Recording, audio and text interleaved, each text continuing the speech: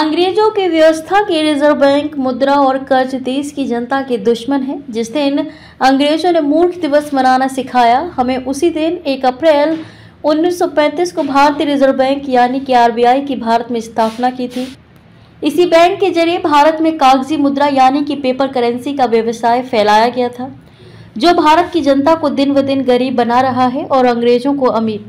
इस कागजी मुद्रा के कारण ही दुनिया भर में महंगाई लोगों पर हावी होती जा रही है, क्योंकि भारत सहित दुनिया भर में रद्दी कागज से लेकर सोना चांदी में भी कई गुना मुनाफा बढ़ गया है। लेकिन कागज की मुद्रा का हार ये है कि वह जिस समय बनती है उस बनने से खत्म होने के समय तक उसका मूल्य एक सा ही रहता है, उसमें एक पैसे की भी बढ़ोतरी नहीं होती। क्या कभी किसी भी दुकानदार ने आपके 500 रुपए के नोट को 501 रुपए पैसे का माना है? ऐसा कहीं भी नहीं होता। मुंबई के अंधेरी में खुले न्यू इंडिया कोऑपरेटिव बैंक पर भारतीय रिजर्व बैंक ने 6 महीने के लिए लेन देन पर रोक लगा दी है। भारत में अप्रैल से मई के बीच 5 बैंक बंद हो चुके हैं, जिससे लोगों के बचत खाता यानी कि सेविंग अकाउंट, व्यवसायिक खाता यानी कि करंट अकाउंट और निश्चित अवधि जमा यानी कि एफडी में करोड़ों रुपए फंस गए हैं। दैनिक गर्जना न्यूज चैनल की खबर, सोने की चिड़िया कागज के नोट क्यों बना रहा है ट्रंप डॉलर के इस्तेमाल का दबाव। देखने के बाद अब भारत सहित विश्व के सभी देशों में अंग्रेजों के कागजी मुद्रा की हकीकत से सभी रूबरू हो गए हैं। इसलिए सभी बैंकों से रुपए निकालकर सोने चांदी सहित अन्य धातुओं को खरीद रहे हैं। इसलिए सोने चांदी सहित सभी धातुओं का भाव भी पूरे विश्व में बढ़ रहा है। इससे पहले कि भारत सहित दुनिया भर की बैंकों को बंद करना पड़े, भारत की भारतीय रिजर्व बैंक सहित विश्व की सभी बैंकों को पूरी की पूरी धातु की मुद्रा मतलब सिक्के निकालने के लिए घोषणा कर देनी चाहिए। भारत में जो 500 रुपए का नोट है उसके बदले 500 रुपए का चांदी का सिक्का निकाला जा सकता है, जिससे बैंकों का तो फायदा होगा ही, भारत की जनता का भी फायदा होगा। सरकार यदि ये कदम नहीं उठाती है तो अधिकतम 1 साल में बैंकों के बाहर नोटबंदी की तरह अपने पैसे निकालने की लंबी लाइनें लग सकती हैं। सूत्र बताते हैं कि सबसे महत्वपूर्ण बात यह है कि भारत के लोगों को अभी ये जानकारी भी नहीं है कि जितना पैसा लोगों ने बैंकों में जमा किया है उतने नोट भी भारत की बैंकों में नहीं है। मतलब ये राशि केवल उनकी बैंक बुक यानी कि पासबुक या एफडी के दस्तावेज में लिखी मात्र है। यदि सभी लोगों को उनकी जमा राशि बैंक वापस लौटाना भी चाहे तो लौटा नहीं सकती, क्योंकि बैंकों में जितनी राशि का लेखा जोखा यानी कि अकाउंट में लिखी होती है उतने रुपए के नोट भी बैंक में मौजूद नहीं होते।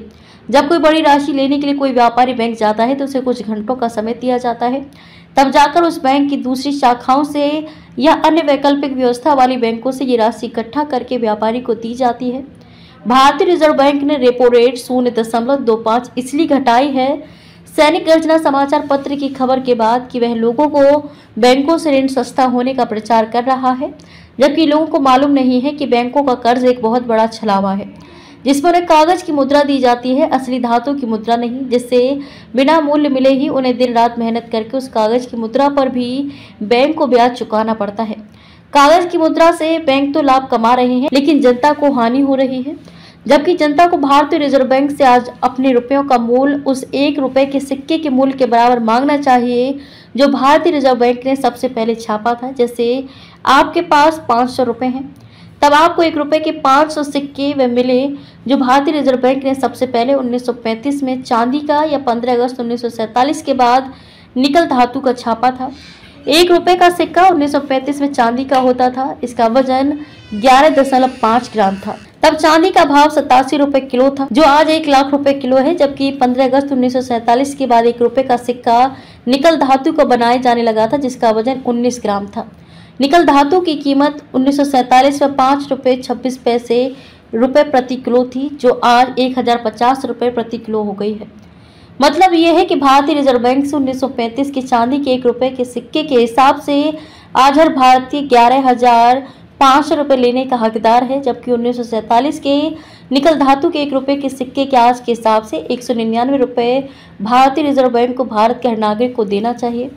यहाँ ये बात भी महत्वपूर्ण है कि अंग्रेजों ने और 15 अगस्त 1947 के बाद से जो भारत की सरकारें रही हैं, उनके राष्ट्रपति और प्रधानमंत्री सहित वित्त मंत्री ने भारत के लोगों द्वारा मेहनत कर कमाए गए रुपए का सही मूल्य न देकर अपराध किया है, जिससे कई करोड़ लोगों को कर्ज में डूबकर आत्महत्या करनी पड़ी, तो कई लोगों को अच्छा इलाज नहीं मिल पाया।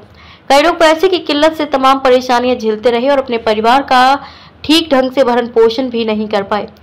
आज भी भारत में हर दिन हजारों लोग भूख से मर रहे हैं, लेकिन सरकार उन्हें उनके हक के रुपयों का मूल्य नहीं दे रही है। मतलब यह है कि विश्व की सरकारें असली मुद्रा धातु के सिक्के न देकर विश्व की जनता के साथ अन्याय तो कर ही रही है, इसके साथ ही उन्हें आर्थिक रूप से भी गुलाम बनाकर रखे हुए है। खबर को शेयर फॉरवर्ड कर पूरे विश्व में बिना वर्दी के सैनिकों की तरह पहुंचाइए, ताकि आपको भी भारत के विश्व गुरु होने का गर्व महसूस हो और अंग्रेजों सहित भारत की सरकार और पूरे विश्व की सरकारें नींद से जाग जाएं। देश और दुनिया की ताजा और विशेष खबरों के लिए देखते रहिए सैनिक गर्जना न्यूज चैनल। नमस्कार।